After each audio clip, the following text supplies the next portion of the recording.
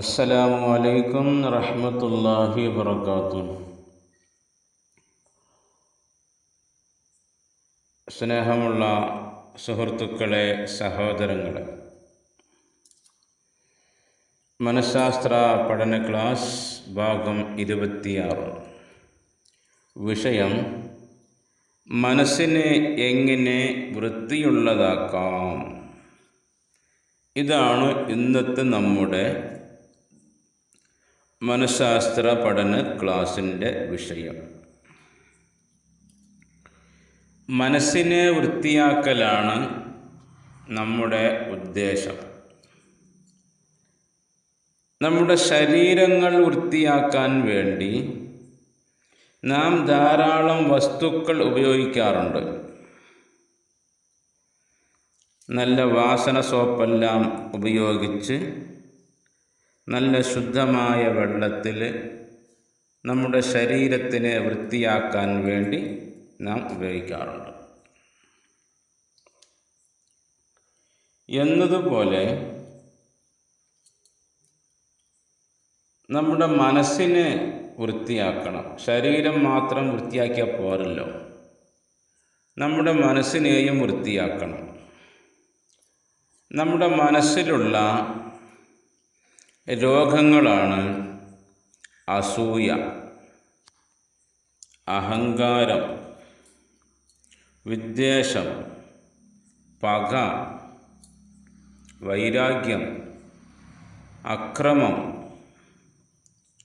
ഇങ്ങനെ ധാരാളം രോഗങ്ങൾ നമ്മുടെ മനസ്സിൻ്റെ അകത്തുണ്ട്. ഈ അസുഖങ്ങളൊക്കെ നാം സ്വയം തിരിച്ചറിയണം. നേരെ മറിച്ച് നമ്മുടെ മനസ്സിൻ്റെ അകത്ത് ഈ പറയപ്പെട്ട അസുഖങ്ങൾ മറ്റൊരാൾ നമ്മളോട് പറഞ്ഞാൽ നമുക്കത് അംഗീകരിക്കാൻ കഴിയില്ല. നമുക്ക് ആ പറഞ്ഞ വ്യക്തിയോട് വൈരാഗ്യമാണ് തോന്നുക. അതുകൊണ്ട് തന്നെ നാം ആരാണ് എന്ന് നാം അറിയണം. കഴിഞ്ഞ ഏതോ ഒരു ക്ലാസ്സിൽ നാം ഇത് പ്രതിപാദിച്ചിട്ടുണ്ട്. നാം ആരാണ് എന്ന് നാം അറിയണം. നമ്മുടെ അവസ്ഥകൾ എന്താണ് എന്ന് നാം തിരിച്ചറിയുക തന്നെ വേണം. നമുക്ക് എത്രമാത്രം കഴിവുണ്ട്, നാം എന്തെല്ലാം പഠിച്ചിട്ടുണ്ട്, നമുക്ക് എന്തൊക്കെ അറിയാം എന്ന് സ്വയം ഒരു വിചിന്തനം നടത്തേണ്ടതുണ്ട്. അതിൽ ഉപരിയായിക്കൊണ്ട് എൻ്റെ മനസ്സിൻ്റെ അകത്ത് എന്തെല്ലാം അസുഖങ്ങളുണ്ട്. ഈ പറയപ്പെട്ടതുപോലെ ആക്രമിക്കാനുള്ള മനസ്സ്, ഒരു തോന്നൽ, പക ഒരു തോന്നൽ ഇല്ലേ, അസൂയ ഒരു തോന്നൽ, അഹങ്കാരം മറ്റൊരു തോന്നൽ.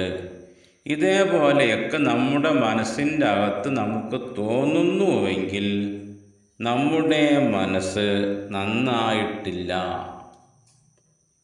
നമ്മുടെ മനസ്സ് മലിനമായ ജലത്തിലാണ് നിലകൊള്ളുന്നത്.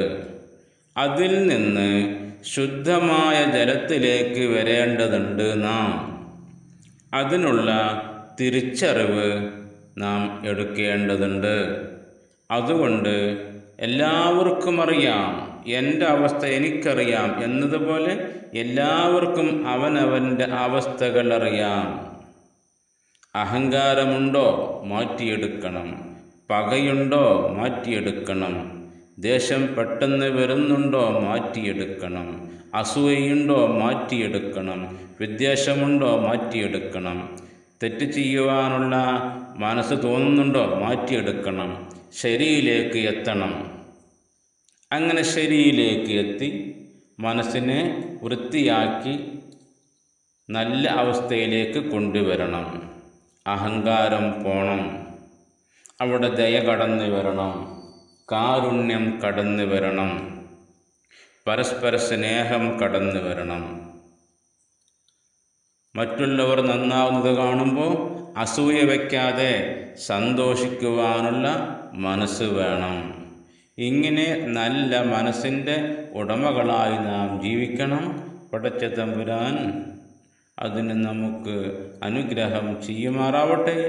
ആമീൻ യാ റബ്ബൽ ആലമീൻ. അസ്സലാമു അലൈക്കും.